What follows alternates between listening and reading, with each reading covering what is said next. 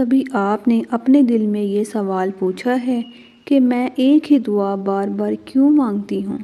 وہی دعا، وہی الفاظ، وہی آنسو، اور پھر دل میں ایک ڈر آ جاتا ہے کہ کہیں اللہ مجھ سے ناراض تو نہیں، کہیں میری دعا قبول ہی نہیں ہو رہی۔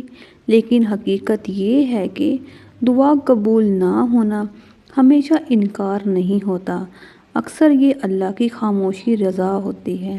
جب کوئی دعا بار بار آپ کے دل میں آتی ہے تو یاد رکھیں، یہ آپ کی ضد نہیں، یہ اللہ کی طرف سے بلایا جانا ہوتا ہے۔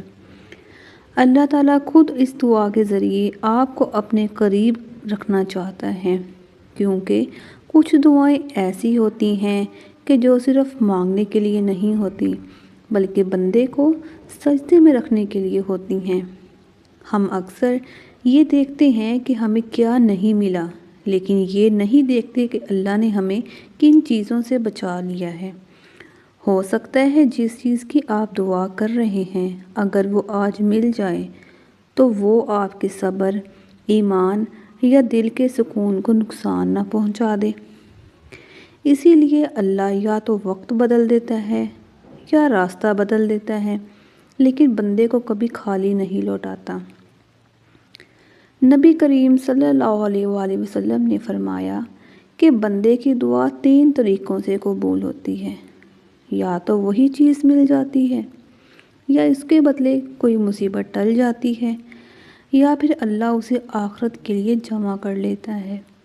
سوچیں، اگر قیامت کے دن ہم اپنی وہ دعائیں دیکھیں جو دنیا میں قبول نہ ہوئی اور ان کا اجر وہاں ملے، تو ہم خواہش کریں گے کہ کاش دنیا میں میری کوئی دعا قبول ہی نہ ہوئی ہوتی۔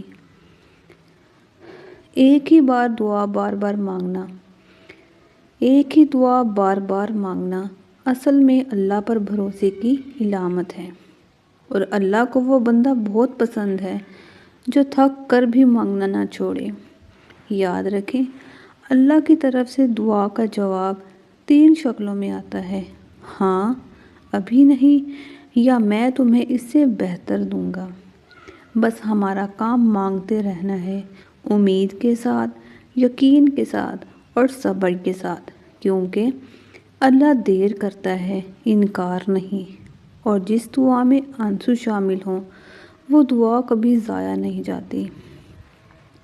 اگر آپ آج بھی ایک ہی دعا بار بار مانگ رہے ہیں تو سمجھ لیجئے اللہ آپ کو نظر انداز نہیں کر رہا، بلکہ آپ کو خاص توجہ دے رہا ہے۔